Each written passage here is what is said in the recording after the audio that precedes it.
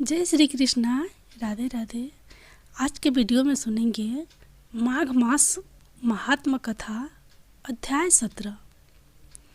अप्सरा कहने लगी कि हे राक्षस। वह ब्राह्मण कहने लगा कि इंद्र इस प्रकार अपनी अमरावतीपुरी को गया, सो हे कल्याणी, तुम भी देवताओं से सेवा किए जाने वाले प्रयाग में माघ मास में स्नान करने से निष्पाप होकर स्वर्ग में जाओगी। सो मैंने उस ब्राह्मण के यह वचन सुनकर उसके पैरों में पकड़कर प्रणाम किया और घर में आकर सब भाई बांधव नौकर चाकर धन आदि त्याग कर शरीर को नष्ट होने वाली वस्तु समझकर घर से निकली और माघ में गंगा यमुना के संगम पर जाकर स्नान किया। सो हे निशाचर, 3 दिन के स्नान से मेरे सब पाप नष्ट हो गए और 27 दिन के पुण्य से मैं देवता हो गई और पार्वती जी की सखी होकर सुख से निवास करती हूँ। इसलिए मैं प्रयाग के महात्मा को याद करके सब देवताओं के सहित माघ में प्रयाग स्नान करती हूँ। सो मैंने अपना यह सह वृत्तांत तुमसे कहा। तुम भी इस योनि में पड़ने वाले कुरूप होने का सब कल्याण कहो।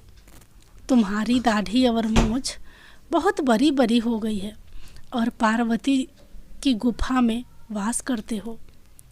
निशाचर कहने लगा कि हे भद्रे, सज्जनों से गुप्त बात कहने में भी कोई हानि नहीं होती। मुझको अब कोई संशय नहीं रहा कि मेरा उद्धार तुमसे ही होगा। सो मैं अपना सह वृत्तांत तुमसे कहता हूँ। मैं काशी में वेदों का ज्ञाता था और बड़े उच्च कुल के ब्राह्मण के घर में जन्म लिया था। मैंने राजा, पापी, शूद्र तथा वैश्यों से अनेक प्रकार के दान लिए। मैंने दान लेने में चंडाल को भी नहीं छोड़ा। उस जन्म में मैंने कोई भी धर्म नहीं किया, वहीं पर ही मृत्यु को प्राप्त हो गया। तीर्थ स्थान पर मरने के कारण नरक में नहीं गया। पहले 2 बार गिद्ध योनि में, 3 बार बाघ योनि में, 2 बार सर्प योनि में, 1 बार उल्लू की योनि में और अब 10वीं बार राक्षस हुआ हूँ और सैकड़ों वर्षों से इसी योनि में हूँ। इस स्थान को 3 योजन तक मैंने जंतुहीन कर दिया है। बिना अपराध के बहुत से प्राणियों को मैंने नष्ट किया। इस कारण मेरा मन अत्यंत दुखी है। तुम्हारे दर्शन से चित्त में कुछ शांति अवश्य आई है, क्योंकि सज्जनों का संग तुरंत ही सुखदायी होता है। मैंने अपने दुखों के कारण आपसे कहे और सज्जन लोग सदैव दूसरे के दुखों से दुखी होते हैं।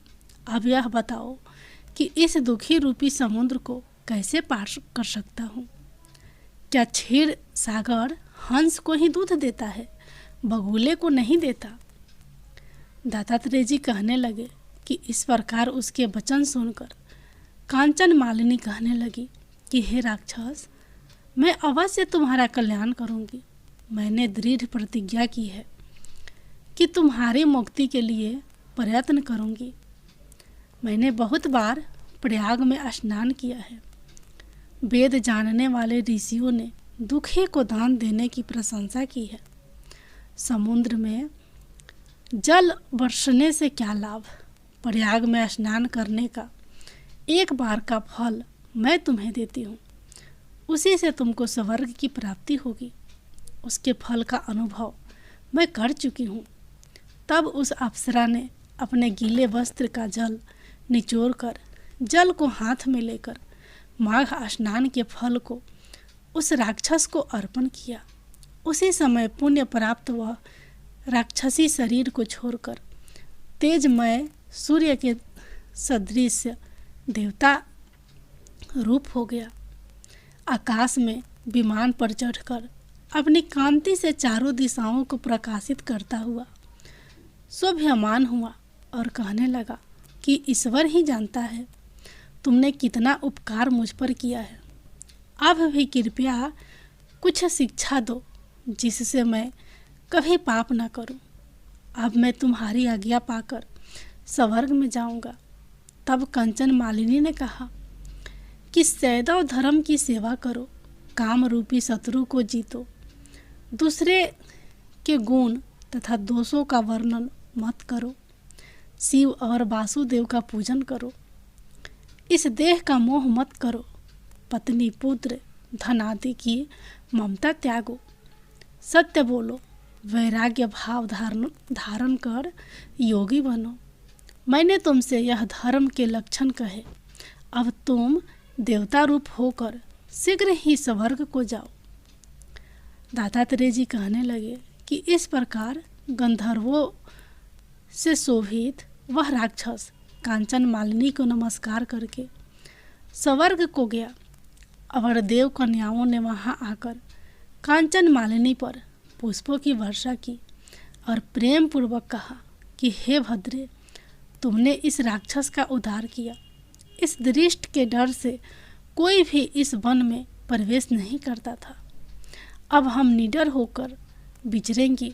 इस प्रकार कांचन मालिनी उस राक्षस का उद्धार करके प्रेम पूर्वक देव कन्याओं से क्रीड़ा करते हुए शिवलोक को गई। जय श्री कृष्णा, राधे राधे। आज आप लोग सुनेंगे माघ मास महात्म कथा अध्याय 17। माघ मास महात्म कथा के 17वें अध्याय में माघ माह के विशेष महत्व और इसके द्वारा उत्पन्न पुण्य के बारे में चर्चा की जाती है।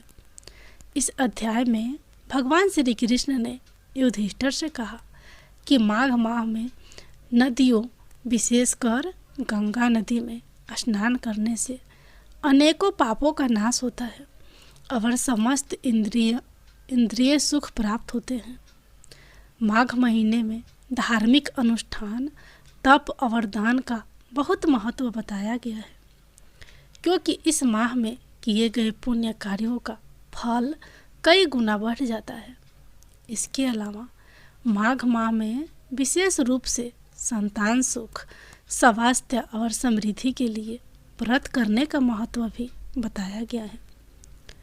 इस माह में किए गए हर प्रकार के धर्म, कर्म और पूजा से व्यक्ति का कल्याण होता है और वह अंत में परम धाम को प्राप्त करता है।